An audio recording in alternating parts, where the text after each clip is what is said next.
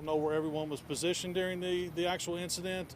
That's all still part of the investigation, but I think it is a true blessing that no one was injured in any type of an incident at any facility. The explosion happening at about 11:30 this morning at a chemical plant in the Rubbertown neighborhood of the West End. It was heard by residents in the area as well. Firefighters also discovered several fires burning when they got to the scene. Tonight, though, we're getting a better picture of where the blast was actually centered. Hello, everybody, and thank you very much for joining us for WHAS 11 News at 5, right here tonight for you on WHAS 11 Plus. Late this afternoon, firefighters giving a new update on where in the plant this happened and new details about what was underway in the plant when it happened.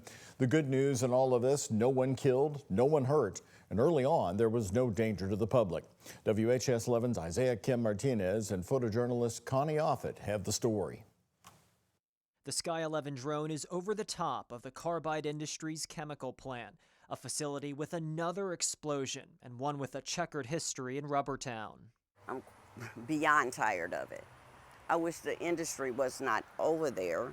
A frustrated Renee Murphy, who lives just blocks away, tells me she's not surprised by the latest blast. There's small little explosions or small little fires that is never told to the community. In a new update hours after the incident, PRP Fire Chief Jason Myman revealed a potential cause based on their initial investigation.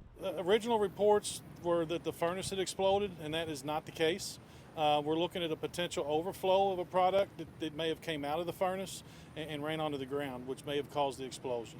Again, that's preliminary. We don't know. Myman tells us it's a blessing no workers or first responders were hurt in an area of chemical plants where he says anything can happen. I think anytime there's an explosion and there's no injuries, that's a great day. Fire officials tell us they're in contact with Carbide Industries. This facility has a history of safety violations and a 2011 explosion that killed 2 workers. With that incident, investigators determined the company disregarded issues with the furnace that ultimately blew up. Renee Murphy lived through the aftermath of that. We weren't alerted. We waited and seen a cloud in the air. That's how we knew what was going on. We noticed by a cloud, then the smells in our home. Her message now. We chose to live in Rubbertown. We didn't choose to have industry live in Rubbertown. Industry should never be living where homes are. Should be never living where the community is. Today, WHAS 11 News also asked the PRP Fire Chief Jason Myman if the Chemical Safety Board would be responding to investigate what happened at the explosion site. Here's what he told us. I can't address the Chemical Safety Board. I don't know if I've heard they've been cut by things. I don't know if they will be responding specifically to them.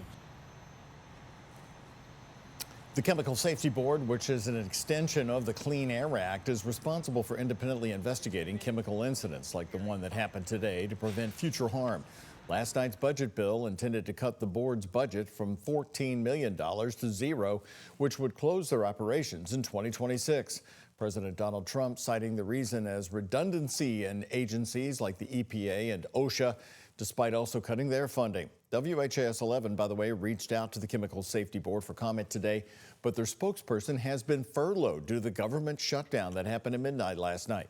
It's unclear what agencies will handle these kinds of investigations if and when the Chemical Safety Board is disbanded. Well, last night right here at 5:30, I held up my cell phone to show you the new Lou Ready app by Metro Government. Here's what it looks like on your phone when you download it. It's got its first big test today with the explosion at Carbide Industries. Emergency Services Management Director Jody Myman described the app to me last night.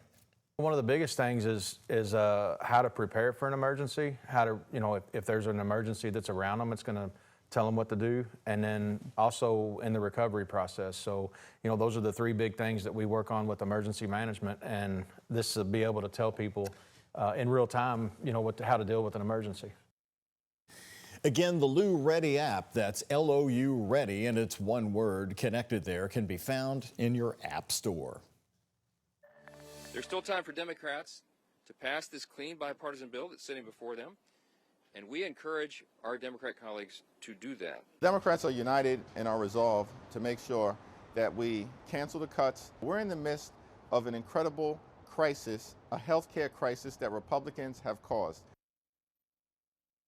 Well, there you have it. The federal government officially shut down as Republicans and Democrats could not come together and pass a bill funding government services into October and beyond. You just heard the Speaker of the House, Mike Johnson, a Republican, and House Majority Leader Hakeem Jeffries, a Democrat, now turning to place the blame on each other, the other parties. While Republicans are in control of both chambers, they do need votes from Democrats in order to fund our government. But both parties are still at odds right now and are determined not to take the blame for the lapse in funding. CNN's Washington correspondent Julia Benbrook brings us up to date. Earlier this week, we saw the top leaders from both parties and both chambers meeting here at the White House with the stated goal of trying to come to an agreement to keep the government open. But in the hours and days after that meeting, it became clear that both sides were really digging in. And now that there is a government shutdown, the blame game continues. Democrats want to play political games with the lives and the livelihoods of Americans. Republicans have adopted a my way or the highway approach. They basically have said, take it or leave it with respect to our partisan Republican spending bill. So what are the main sticking points? While Democrats are pushing to extend enhanced Obamacare subsidies, Republicans are asking for essentially an extension of current funding for another 7 weeks. When it comes to how this shutdown differs from those in the past, the threat of mass firings looms large. While it is typical to see some government workers furloughed during this time, the president is threatening a more permanent impact, which lines up with his long-stated goal to shrink the size of the federal government and could be seen as a tactic the administration hopes will force Democrats to support their plan without compromise. The last government shutdown took place at the end of 2018 going into 2019 during President Donald Trump's first term. It was the longest in more than 4 decades, lasting 35 days in total. At the White House, I'm Julia Benbrook. We also talked to local leaders today about the government shutdown. We heard from Mayor Craig Greenberg and U of L President Jerry Bradley. They had this to say. That I know these are incredibly unsettling times, and when there's a federal government shutdown, that makes it even more concerning. But here at the local government, your city government, Louisville Metro government, we are fully open, we are fully operational. You know, the grant funding is going to be one of the things, particularly around our research enterprise, would be probably the first one we'll see. So we're concerned about that. U of L website already has a page created addressing the impacts of a shutdown and giving you the latest information about the impacts at U of L. The site says typically new grants, continuing grant increments, and cooperative agreements will not be awarded, and that new contracts and continuing contract increments will not be executed during a shutdown. Despite the government shutdown, some federal agencies have deemed certain services and employees essential, which means Social Security payments will continue and veterans can continue to receive their medical and critical care through the Department of Veterans Affairs. The Department of Health and Human Services says the FDA will still respond to emergencies, but it will be limited in the number of inspections that it can do, which experts warn could put the nation's food supply in risky territory. If this goes on for a couple of weeks, that there could be food safety outbreaks that couldn't be coped with. Significant problems could occur in the supply chain. The Department of Agriculture says nutritional programs like SNAP benefits can continue until funding runs out. The Department of Education says federal student loans will still be handed out and borrowers are still required to make their payments to avoid default and delinquency. The Department of the Interior says national parks will stay partially open with more than 9,000 agency employees, though, on furlough. Your trip to the airport could also be impacted by the government shutdown. The Department of Transportation says more than 11,000 Federal Aviation Administration workers have been furloughed. That's about a quarter of the FAA's workforce. Those jobs include support staff and non-safety roles. Over 33,000 DOT employees would keep working without pay, including more than 13,000 air traffic controllers. Critical safety operations like air traffic control, hiring, and training would continue, but activities such as aviation rulemaking, audits, and administrative support would stop. The FAA faces the largest furloughs of any DOT agency. Here at home in Kentuckiana, we've got another great warm-up, another beautiful day across Kentuckiana as we are into the fall time. Our Chief Meteorologist, Mallory Schnell, is joining us now. And Mallory, you're just checking off a list here. I mean, same forecast for the next day and the next day. You could show me, the same complaints. forecast. Yeah, lots of sunshine, blue sky. We had a few additional clouds around today, but very similar to the last couple of days with those high temperatures in the 80s, even though it is the first day of October. Taking a live look outside over the Ohio from our Bachman Auto Group camera as part of our Shriners Children's Camera Network here. Temperatures are in the mid-80s currently in Louisville, both at the airport and at Bowman Field. Winds have been coming in from the north and northeast, so there has been a nice breeze, and humidity still kept in check somewhat with those dew points in the 50s. So your relative humidity sitting at 36%. Dry for another day, no rain to track on the radar. The one change today is we actually have some high cloud cover streaming in from the west, but once again, expect a quiet evening. In the 80s, dropping into the 70s once that sun does set, and then overnight lows will be falling into the 50s and 60s. And for anybody keeping score at home, yes, of course, the daylight hours, they're getting shorter and shorter. Today's sunrise was at 7:39, and our sunset this evening, it's at 7:25. But we're not cooling down just yet. Temperatures topping out in the mid-80s yet again tomorrow afternoon under partly cloudy skies. We'll take a look ahead at the weekend forecast. We have St. James this weekend. That'll be coming up in our 7-day. Doug. Mallory, thank you. Happening today, the visitation. Louisville's law enforcement community remembering the life and longtime Jefferson County Sheriff and Army veteran John Aubrey. Visitation services for Sheriff Aubrey began earlier today at Southeast Christian Church and will run until 6 p.m. tonight. Funeral services also begin tomorrow at 10:30, also at Southeast Christian Church, Blankenbaker and I-64. Sheriff Aubrey died last week surrounded by family at the age of 86. He was once the chief of the original Louisville Police Department. He led the Jefferson County Sheriff's Department for 27 years and was recently named National Sheriff's Association 2025 Sheriff of the Year.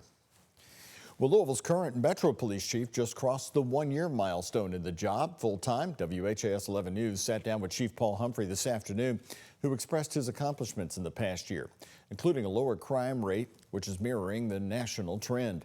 Homicides are also down 25%, as well as non-fatal shootings down by 26%. One of the most interesting data points, an increase in independent patrolling, a priority LMPD says took a back seat after Louisville's 2020 Breonna Taylor protests.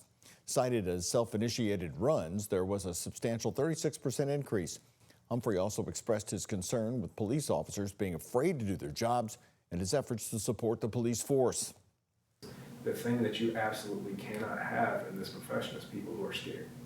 And scared to do the wrong thing ends up being a very dangerous combination. And so we need to, as a command staff, support officers, push officers to go out there and do the right thing and be willing to take the physical risks that we need them to take in order to keep people safe.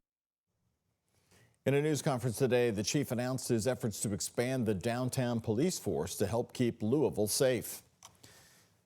In southern Indiana, Jeffersonville, Indiana Police Department leadership officially changing hands today. This morning, 2 men were sworn in as the new chief of police and the assistant chief of police.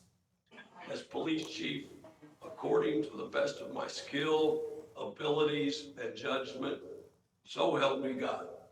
Here I affirm my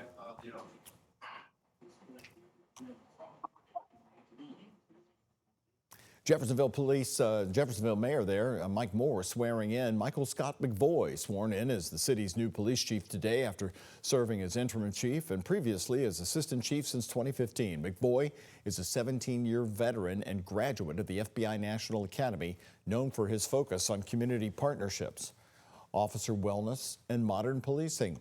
Also taking the oath today, Joshua Lynch, 23-year veteran of the force, who will now serve as assistant chief in Jeffersonville. Lynch has held many roles, including division commander in 2012, and was appointed to command the Uniform Patrol Division in 2019.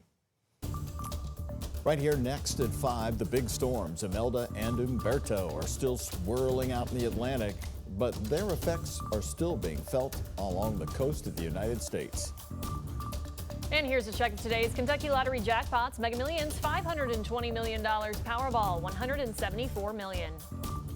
The Kentucky Lottery, funding education for over 1 million Kentucky students.